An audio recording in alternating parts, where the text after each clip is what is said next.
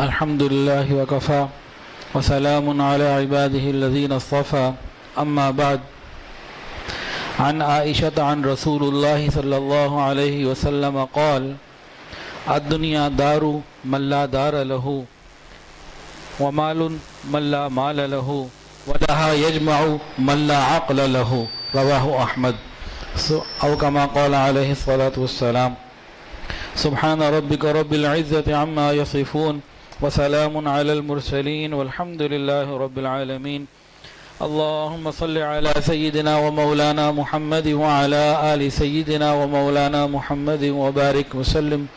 اللهم صل على سيدنا ومولانا محمد وعلى آل سيدنا ومولانا محمد وبارك وسلم.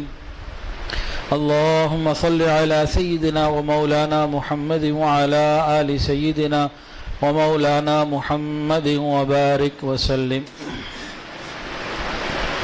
ہر دیکھنے والے کی اپنی نظر ہوتی ہے اور سب کا اپنا اپنا ایک ویژن ہوتا ہے. ایک بہت سادہ سی بات ہے کہ ایک گاؤں کا رہنے والا جس نے شہروں کو نہیں دیکھا، دنیا کے معاملات کو نہیں دیکھا، اس کا شعور تھوڑا ہوگا، اس کا ویژن چھوٹا ہوگا. ابھی چولستان ہم گئے، وہاں کی ساری باتیں کے بعد کسی نے مجھ سے پوچھا لوگ کیسے ہیں.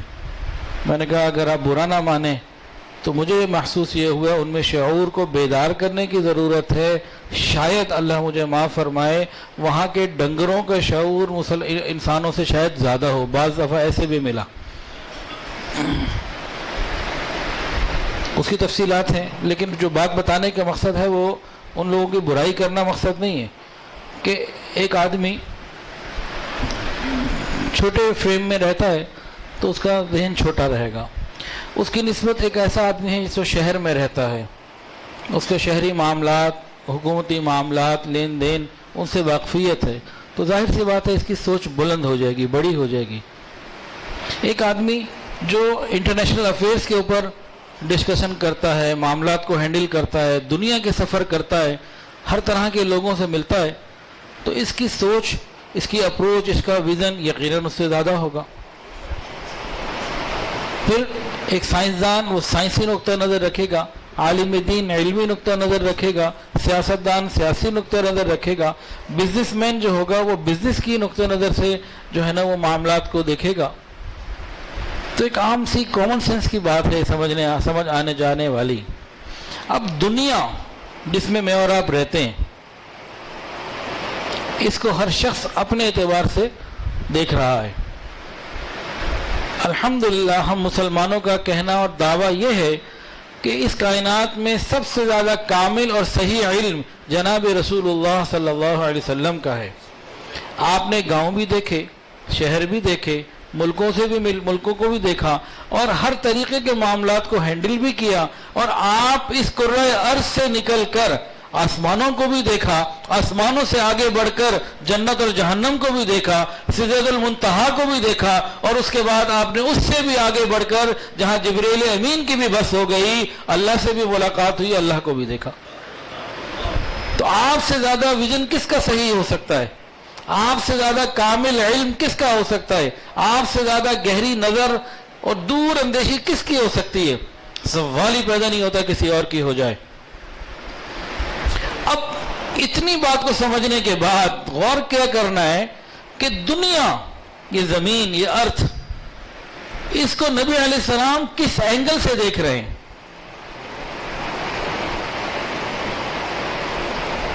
ایک بندہ ہے پراپرٹی کا کام کرتا ہے، اس نے لکھ کے لگایا کہ جی سب سے بہترین انویسٹمنٹ جو ہے نا ارتھ کے اوپر وہ ارتھ ہی ہے، یعنی زمین کے اوپر زمین ہی کی تجارت کی جائے، وہ سب سے بہترین انویسٹمنٹ ہے. اس نے اپنے نظر سے دیکھا. تو ہر آدمی کی اپنی نظر ہے. آقا صلی اللہ علیہ وسلم کی نظر جو سب سے کامل ہے، ہمیں چاہیے کہ ہم اس دنیا کو اس نظر سے دیکھ لیں تاکہ اس کی حقیقت کو پہچان لیں اور بچ جائیں، ورنہ پھر آخرت بڑی خراب ہے. اب نبی علیہ السلام نے دنیا کے بارے میں کیا ارشادات فرمائے ہیں ان کو ہم ساتھ ساتھ سنتے چلے جاتے ہیں. سب سے پہلے تو ایک حدیث میں نبی علیہ السلام نے یہ ارشاد فرمایا کہ دنیا کی مثال آخرت کے مقابلے میں ایسی ہے کہ جیسے ایک آدمی سمندر کے کنارے کھڑا ہو اور اپنی انگلی پانی میں ڈال کے نکال لے. اب جتنا پانی اس کی انگلی میں لگ کے اس سمندر سے باہر آیا یہ دنیا ہے، اور جو باقی رہ گیا وہ آخرت ہے. یعنی کوئی بھی حیثیت نہیں ہے، کوئی بھی حیثیت نہیں ہے. اور ایک اور حدیث میں آتا ہے کہ دنیا اللہ تعالیٰ کی نظر میں مچھر کے پر کے برابر بھی ہوتی تو کافر کو ایک گھونٹ پانی کا نہ ملتا، ایک گھونٹ بھی نہ ملتا. کہ اللہ تعالیٰ نے جس دن اس کو بنایا ہے اسی دن اس کو ختم کرنے کا بھی فیصلہ کر لیا. اور ایک حدیث کے اندر آتا ہے، آپ لوگوں نے بہت سنا ہوگا، دنیا مومن کے لیے کیا ہے جی؟ قید خانہ، اور کافر کے لیے جنت. اس میں کئی وجوہات، اس کی تشریحات میں کئی پوائنٹس ہیں. الدنیا سجن المؤمن و جنت الکافر. دنیا مومن کے لیے قید خانہ اور کافر کے لیے جنت. دیکھیں بھئی، مومن دو طرح کے ہو سکتے ہیں. ایک وہ مومن جو پریشانیوں میں، تکلیفوں میں اور مصائب میں گھرا ہوا ہے، اور ایک وہ جو دنیا میں ہر خواہش پوری ہوتی ہے، اس کے بعد مال و دولت کی فراوانی ہے لیکن ہے ایمان والا، مضبوط ایمان والا. تو ان دونوں کے لیے قید خانہ کیسے ہوا؟ یہ ذہن میں آتی ہے نا بات. بھئی جو تکلیفوں میں ہے یہاں سے نکل کے جنت میں جائے گا تو بات تو آسان ہے کہ قید خانے سے نکل کے جنت کی نعمتوں میں چلا گیا. جو دنیا میں بھی مزوں میں ہے اس کے لیے کیا بات ہوئی؟ بھئی جو آخرت کی نعمتیں ہیں وہ یہاں کی نعمتوں سے بہت زیادہ عظیم، بلند اور بہتر ہیں. جب یہ وہاں پہنچے گا اسے محسوس ہوگا ابھی تک تو میں پریشانیوں میں ہی تھا، پتہ نہیں کس کو میں لذت سمجھتا تھا، لذتیں تو یہ ہیں. اچھا اب کافر کی طرف آ جائیں. یہ کافر کے لیے جنت کیسے ہے بھئی؟ دیکھیں، ایک کافر ہے جو پریشانیوں میں ہے، غریب ہے، تکلیفوں میں مبتلا ہے، اس کے لیے جنت کیسے ہو گئی؟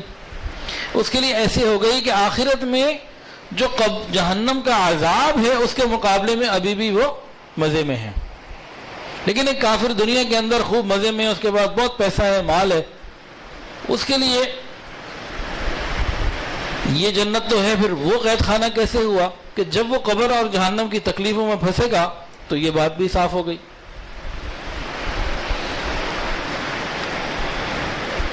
اور ایک اور بات بھی ہے اسی میں، مومن کے دل میں الحمدللہ دنیا سے جانے کا ایک خیال ہوتا ہے کہ میں نے دنیا سے جانا ہے، جنت میں جاؤں گا، حضور صلی اللہ علیہ وسلم سے ملاقات ہوگی، صحابہ سے، انبیاء سے اور نیک لوگوں سے ملاقات ہوگی، میرے باپ دادا جو چلے گئے ان سے ملاقات ہوگی.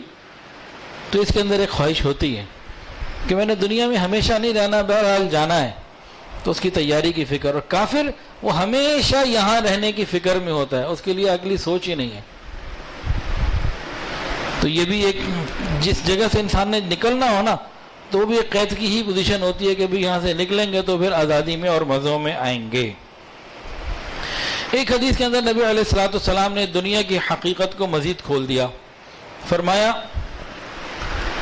کہ جنت اس کو گھیر دیا گیا ہے پریشانیوں، تکلیفوں، بیماریوں اور مصیبتوں میں، اور جہنم کو چاروں طرف سے کور کیا گیا ہے شہوتوں میں، لذتوں میں، میوزک میں، یہ ٹک ٹاک میں اور جناب اسنیپ چیٹ میں اور بڑے مزوں کے اندر جو ہے نا اس کو مکس گیدرنگ میں، ہلے گلے میں اس کو گھیر دیا گیا ہے. فرمایا جو جنت میں جائے گا اس کو پریشانیوں سے گزرنا پڑے گا، اور جو ان مزوں کے اندر اترے گا تو آگے جہنم ہے. یہ ساری بات واضح کر کے نبی علیہ الصلوۃ والسلام نے بتائی.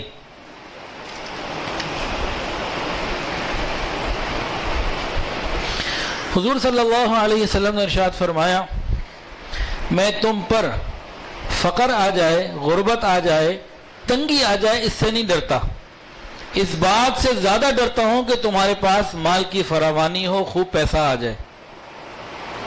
کیونکہ عام طور سے جو پیسہ کم ہوتا ہے نا تو انسان پھر بھی بہتر رہتا ہے. جب پیسہ زیادہ آ جاتا ہے تو پیسے کی جھنکار اس کے اندر شامل ہو جاتی ہے، اس کی ٹون چینج ہو جاتی ہے، اس کا چلنا بدل جاتا ہے. تو یہ اس کے لیے آخرت کے نقصان کا ذریعہ بنتا ہے. تو رسول اللہ صلی اللہ علیہ وسلم تو آخرت ہی کی طرف رغبت دلانے کی بات کر رہے ہیں. ایک حدیث کے اندر آتا ہے حب الدنیا رأس کل خطیئۃ او کما قال علیہ الصلاۃ والسلام، کہ دنیا کی محبت تمام برائیوں کی جڑ ہے. دنیا کی محبت تمام برائیوں کی جڑ ہے. جس دل کے اندر دنیا کی محبت ہوگی وہ گناہ کی طرف، برائی کی طرف بڑھے گا، اور جس کے اندر دنیا کی محبت نے کی حقیقت سمجھ چکا ہوگا، آخرت کی محبت ہوگی، یہ اپنے آپ کو، اپنی نسلوں کو گناہوں سے بچائے گا. اچھا جی، ایک سوال آپ سے پوچھتے ہیں. اگر اس وقت ہمیں ایک اختیار دے دیا جائے اللہ کی طرف سے، ایک مثال دے رہا ہوں کہ میرے بندو تم اپنی اولاد کے لیے کیا مانگنا چاہتے ہو، جو تم مانگو گے ہم دے دیں گے. اگر ہمیں یہ اختیار ملے ہم کیا مانگیں گے؟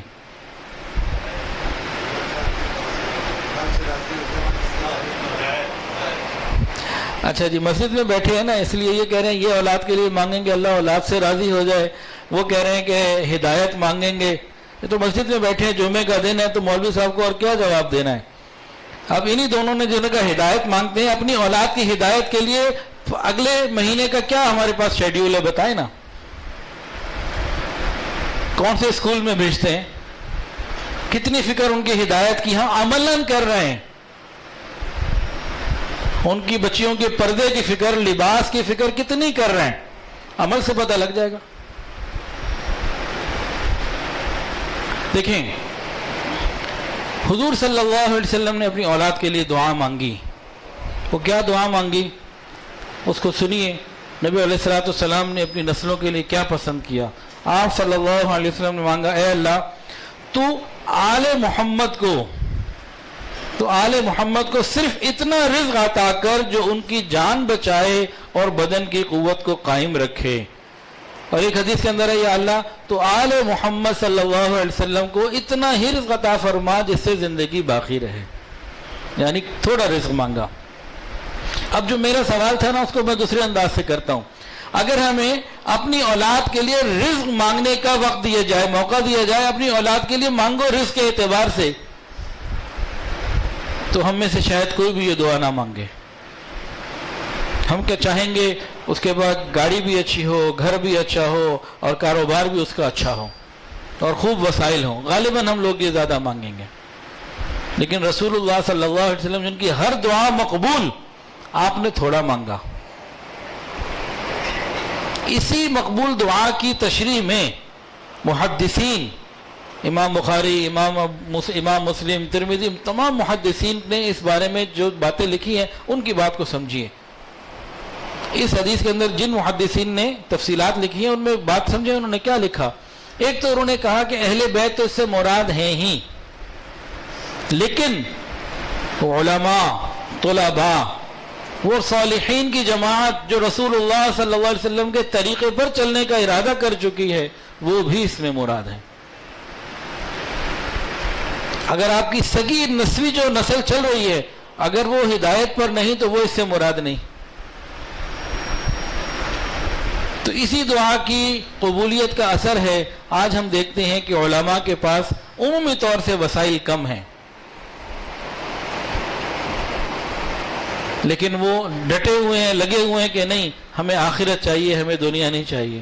یہ تقسیم کہ دنیا تمہاری آخرت ہماری، گویا کہ سمندر میں انگلی ڈالی، یہ جو پانی انگلی میں لگا یہ تمہارا، اور مرنے کے بعد سارا سمندر ہمارا. کاش یہ بھی ہمیں بات سمجھ میں آ جاتی.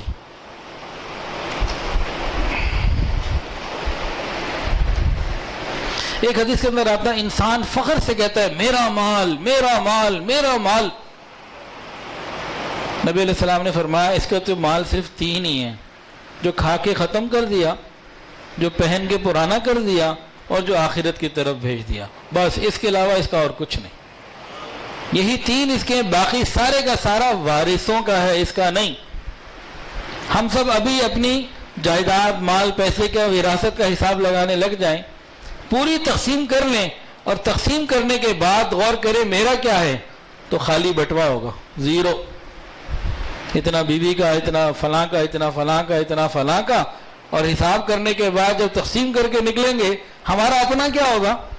کبھی بھی حساب کر لیں، اس حدیث کو سامنے رکھتے ہوئے کاغذ پینسل بنا لیں، ہر شخص وہ تھوڑے کا مالک ہے، زیادہ کا مالک ہے،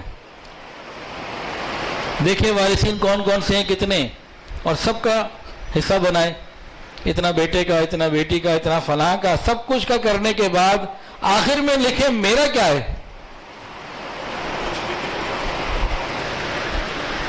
تو میرا تین ہی چیزیں جو نبی نے بتا دی بس وہی ہیں، جو کھا کے ختم کر دیا، پہن کے پرانا کر دیا، یا آخرت کی طرف اپنے ہاتھوں سے کچھ کر دیا، یہ ہے میرا۔ باقی جو بچہ ہوا ہے اس میں میرا زیرو ہی آئے گا، کر کے دیکھ لیں۔ تو اپنا رزلٹ تو زیرو ہی رہنا ہے، تو ہم دوسروں کے لیے اتنی محنت کریں کہ آخرت خراب کریں، یہ بات ٹھیک نہیں۔ ایک حدیث کے اندر آتا ہے نبی علیہ الصلوۃ والسلام صحابہ کرام کے ساتھ کہیں جا رہے تھے، راستے میں کوڑے کا ڈھیر پڑا ہوا تھا کسی جگہ پر، اور وہاں ایک مردہ بکری تھی، بکری کا بچہ تھا بالکل مردار، ہو سکتا ہے بدبو بھی آ رہی ہو، گندگی کے ڈھیر پہ پڑا ہوا تھا۔ نبی صلی اللہ علیہ وسلم نے صحابہ سے پوچھا تم میں سے کون ہے جو اس کو پیسے دے کے خریدے؟ یا رسول اللہ اسے کون خریدے گا؟ آج کل تو خیر ہوتے تو کچھ نہ کچھ کاروبار نکال لیتے، آج جو ہماری سوچ ہو گئی ہے کہ اس کی فلانی چیز کام آ جائے گی، کچھ سوچ لیتے۔ تو انہوں نے کہا اس کو کون خریدے گا، یہ کس کام کی ہے؟ ایک درہم میں بھی کسی کام کی نہیں۔ فرمایا کہ جس طرح تمہارے نزدیک یہ مردہ بکری کا بچہ کوئی حیثیت نہیں رکھتا، اللہ رب العزت کے نزدیک یہ پوری دنیا کوئی حیثیت نہیں رکھتی۔ یہ آپ نے مثال سے سمجھایا۔ ہم چاہتے ہیں کہ ہمیں رزق ملے برکت اور آسانی والا، تو اس کے لیے ہم جو بزنس کر رہے ہیں، جاب کر رہے ہیں، جو محنت کر رہے ہیں وہ جاری رکھیں، لیکن اس حدیث کو سن کر سمجھ کر اس عمل کو اپنی زندگی کا حصہ بنا لیں۔ اللہ رب العزت کا وعدہ ہے برکتیں ملیں گی، اور اگر ہم نے اپنی باقی محنتوں کو جاری رکھا اور اس بات کو سن اور سمجھ کر عمل نہ کیا تو پھر ہم پریشانی میں رہیں گے۔ اب ذرا دل کے کانوں سے نہ ان باتوں کو سن لیجئے۔ حدیث قدسی ہے، رسول اللہ صلی اللہ علیہ وسلم نے بتایا کہ اللہ رب العزت فرماتے ہیں کہ آدم کے بیٹے میری عبادت کے لیے تو اپنے دل کو اچھی طرح مطمئن اور فارغ کر لے، میں تیرے دل میں غنا بھر دوں گا اور فقر اور احتیاج کے راستوں کو بند کر دوں گا۔ اگر تو ایسا نہ کرے گا میں تیرے دونوں ہاتھوں کو دنیا کے کاموں میں مشغول کر دوں گا اور تیرے فقر اور افلاس، غربت اور مندے کے ذرائع کو بند نہیں کروں گا۔ تو دونوں ہاتھوں سے ساری زندگی محنت کرتا رہے گا، ہمیشہ پریشان رہے گا۔ آج ڈالر اتنے کا ہو گیا، اور آج جو ہے مٹیریل مہنگا ہو گیا، اور آج لیبر نہیں آئی، آج فلاں مسئلہ، آج یہ مسئلہ، تو ان پریشانیوں میں پڑے رہو گے، تمہارے مسئلے کبھی حل نہیں ہوں گے۔ مسئلے حل کرنا چاہتے ہو تو میری عبادت کے لیے کچھ وقت کو فارغ کرو۔ فرض نمازوں کے علاوہ صبح اور شام ہم 15-15 20-20 منٹ کچھ نکال لیں، قرآن مجید کی تلاوت، ذکر، عبادت، کوئی مراقبہ، کوئی اللہ کرنے کا وقت نکال لیں، اللہ ہماری زندگیوں میں برکت دے دیں گے۔ اور اگر یہ ہم نے نہ کیا تو بس پھر ہمارا معاملہ بہت خطرناک ہے، پھر یہ افلاس اور یہ تنگی دور نہیں ہونی، اور دل میں غنا آنا ہی نہیں، پریشانی ہی رہنی ہے۔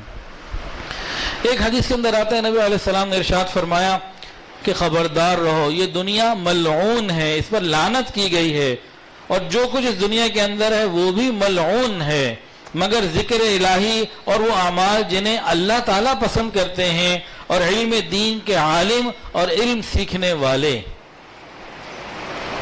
یعنی دنیا جو ساری کی ساری ملعون ہے، لعنت شدہ ہے، سوائے اس دنیا کے جو آخرت کی طرف ہماری رہنمائی کرتی ہو، حلال اور پاکیزہ ہو، اور دین کا علم اور دین کا علم سیکھنا سکھانا، یہ اس کے اندر نبی علیہ السلام نے فرمایا۔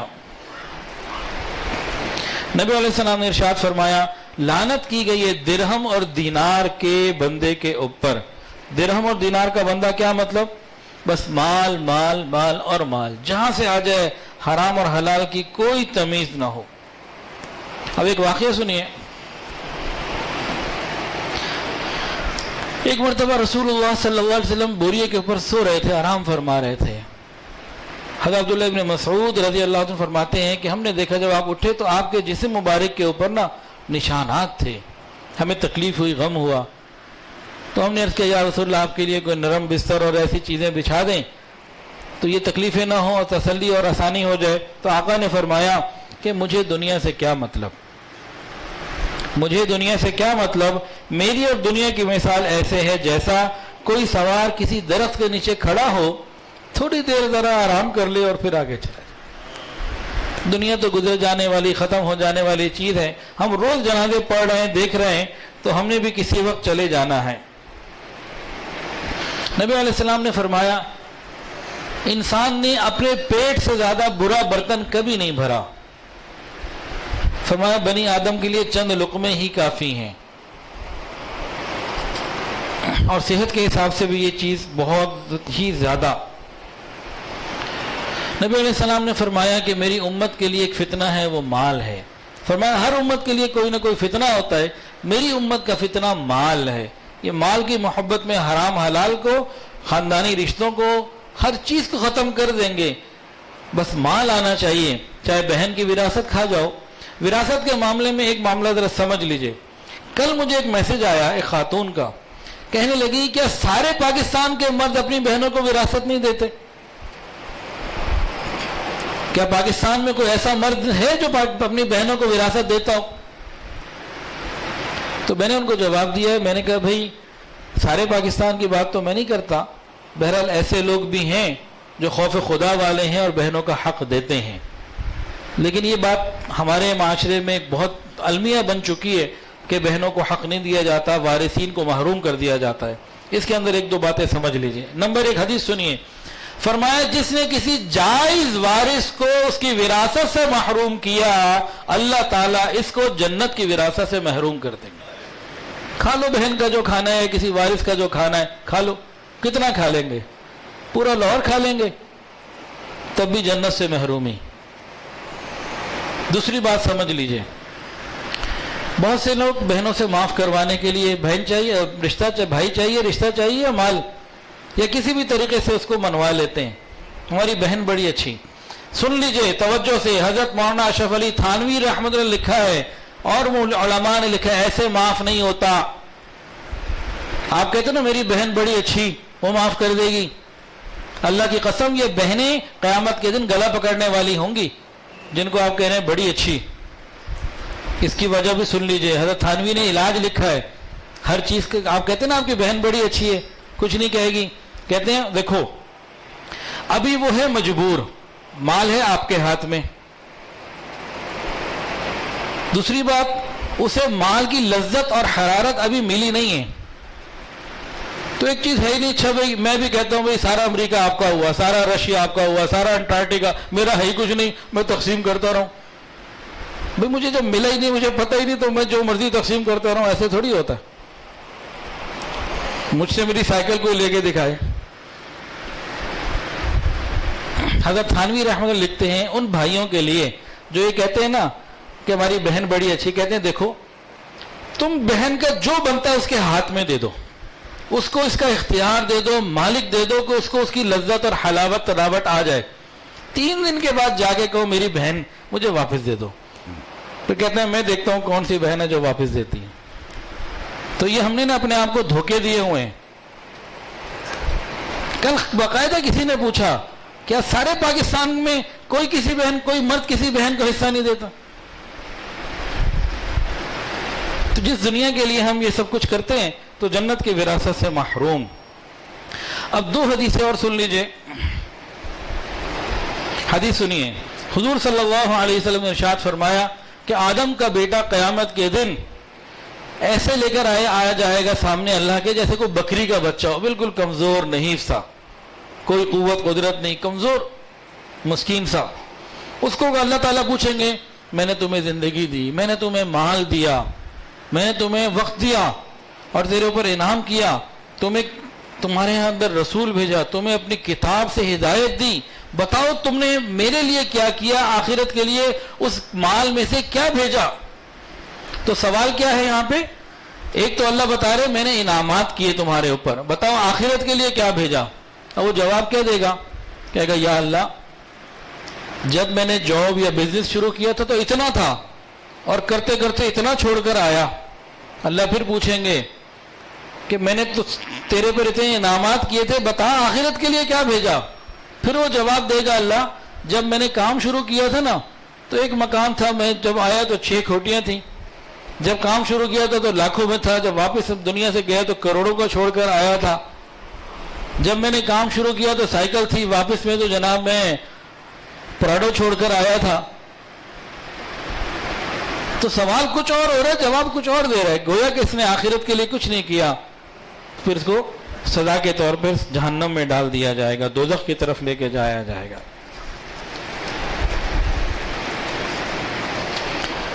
ہاں اب اس حدیث کو نا توجہ سے سن لیجئے، دل کے کانوں سے۔ جناب رسول اللہ صلی اللہ علیہ وسلم نے 2 لوگوں کا حال اس میں بیان فرمایا۔ یہ دونوں وہ لوگ ہیں جنہوں نے حلال کمایا، حرام والوں کا اس حدیث میں ذکر ہی نہیں سرے سے۔ کیوں نہیں، اس کی بات بتاتے ہیں۔ 2 ایسے لوگوں کا حال بتایا جنہوں نے مال حلال کمایا، حرام نہیں۔ ایک مال حلال کما کے جنت میں جا رہا ہے، ایک مال حلال کما کے اللہ کے غضب کا شکار ہو رہا ہے۔ سنا دوں یا اس کو چھوڑ دوں؟ خطرے والی بات ہے، سنا دے جی، پھر سنیں۔ پھر فرمایا جو شخص حلال دنیا حاصل کرے اس لیے کہ لوگوں سے مانگنے اور سوال کی ذلت سے بچے، اپنے بیوی بچوں اور جو ان کے ماتحت ہیں اس کا خیال کرے، اور ہمسایوں کے ساتھ ضرورت مندوں کے ساتھ احسان کا معاملہ کرے، تو یہ شخص تو ایسا ہوگا اللہ تعالیٰ سے جب ملے گا اس کا چہرہ 14ویں رات کے چاند کی طرح چمک رہا ہوگا۔ مال حلال کیوں کمایا؟ سوال سے بچے، اپنے ماتحتوں کا خیال رکھے، بیوی بچوں کا اور جو بھی اس کے گھر میں ہیں، ماں باپ ہیں، جو بھی معاملات ہیں ان کا، اور ہمسایوں کا یعنی دوسروں کا بھی خیال رکھے۔ یہ تو حلال کمانے والا، حقوق العباد پورا کرنے والا، یہ تو جناب اللہ سے ایسے ملے گا 14ویں رات کا جیسے چاند چمک رہا ہوتا ہے، چمک رہا ہوگا چہرہ۔ دوسرے بارے میں فرمایا جو سے حلال حاصل کرے، جائز مال، حرام نہیں، حلال حاصل کرے، اس نیت سے کہ اس کی نیت کو میرا مال بڑھتا جائے، بینک بیلنس بڑھتا جائے، ایک کنال کی کوٹھی ہے 4 ہو جائے، 4 کی ہے 8 ہو جائے، چھوٹی گاڑی ہے بڑی ہو جائے، اور بڑی ہے تو 2 ہو جائے، بزنس میرا ایک شہر میں تو 2 شہروں میں ہو جائے، ابھی میں دکان کرتا ہوں تو فیکٹری بھی لگا لوں اور میں اپنے آپ کو بڑھا لوں۔ کیوں؟ کہ ایک تو مال بڑھ جائے، دوسرا لوگ دیکھیں میرا اسٹیٹس، میری شان و شوکت میں اضافہ ہو۔ فرمایا کہ جو شخص اس نیت سے حلال مال کمائے گا اللہ تعالیٰ اس سے غضبناک ہوں گے۔ ابھی حرام کی بات نہیں ہے، ابھی حرام کی بات نہیں ہے، ابھی بات ہے حلال کی۔ اب یہاں 2 باتیں ہیں، جب حلال والے سے اللہ ناراض ہوں گے تو حرام والے کہاں کھڑے ہوں گے؟ بندہ خود غور کرے۔ دوسری بات، حرام کا ذکر کیوں نہیں کیا؟ اس حدیث میں مال حلال کا ذکر ہے تو مال حرام کا ذکر کیوں نہیں کیا؟ تو محدثین نے لکھا کہ مسلمان تو حرام کماتا ہی نہیں، مسلمان کا حرام سے کیا تعلق جو حضور ذکر کرے؟ یہ تو مسلمان کی شان ہی نہیں ہے کہ حرام کمائے۔ بسم اللہ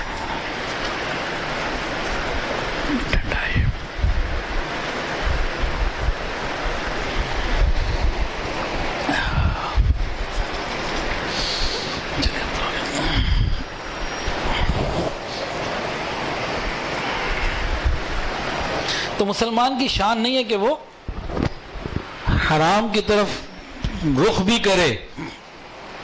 اب نبی علیہ السلام کی سوچ کو دیکھیں اور ہم اپنے آپ کو خود ہی دیکھ لیں۔ اچھا جی، آخری بات، ابھی پرچی بھی کہیں سے آئی ہے اور قدرتاً میں بھی اس کے ارادے سے بیٹھا ہوا ہوں کہ وہ بھی بات کرنی ہے۔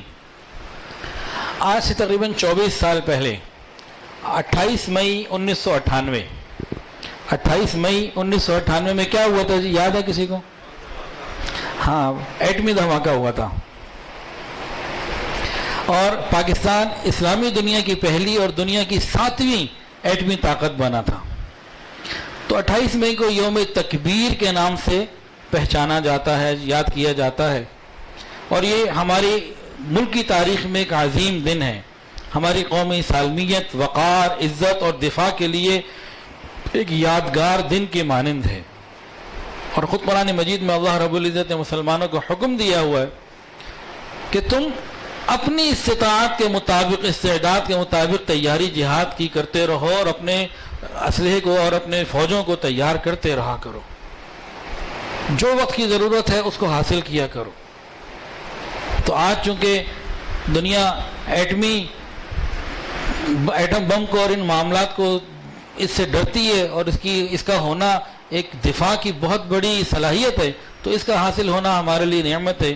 ہم ایک تو اس پہ اللہ کا شکر ادا کریں اور پھر ان باتوں پہ غور کریں پاکستان حاصل کیوں کیا گیا تھا،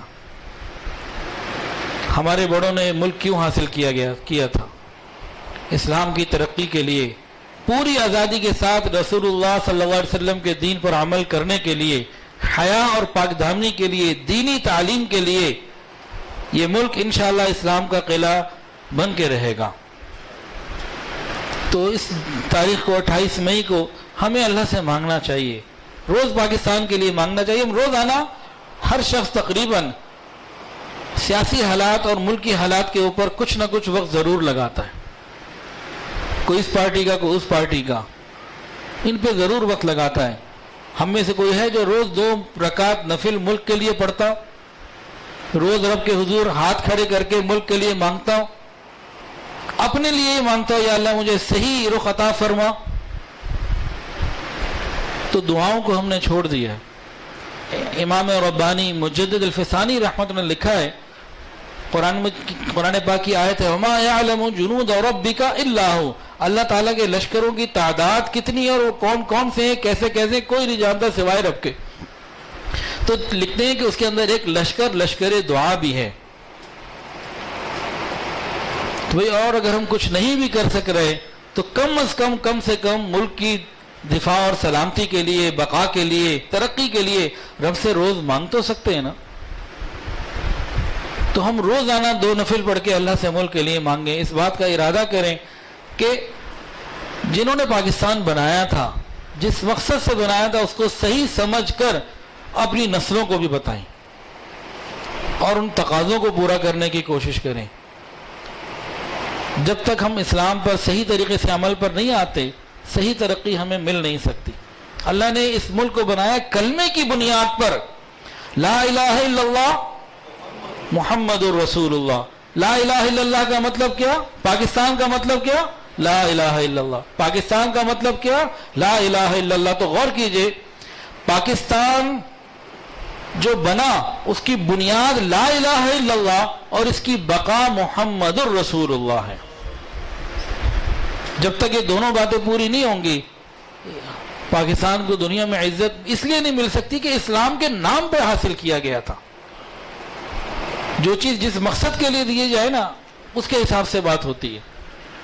تو 28 مئی کا دن یوم تکبیر، یہ ہماری ملک کی تاریخ میں ایک اہم دن ہے، اور جو محسن پاکستان ڈاکٹر عبدالقدیر خان، اللہ تعالیٰ ان کے درجات کو بلند فرمائے، اور جتنے بھی ہماری افواج پاکستان ہیں، اور جنہوں نے جس طریقے سے بھی، وہ سیاسی طور پہ تھے، وہ مالی طور پہ تھے، وہ ٹیکنیکل اعتبار سے تھے، جنہوں نے بھی اس کام کو پورا کیا، اللہ ان سب کے لیے خیر کے فیصلے بھی فرمائے اور ہمیں اپنے ملک کے ساتھ سچا تعلق عطا فرمائے، اور پاکستان کی اللہ تعالیٰ حفاظت فرمائے، اللہ پاکستان کو اسلام کا قلعہ بنائے، اور اللہ رب العزت قیامت کی صبح تک اس کو باقی رکھے۔ وآخر دعوانا ان الحمدللہ رب العالمین۔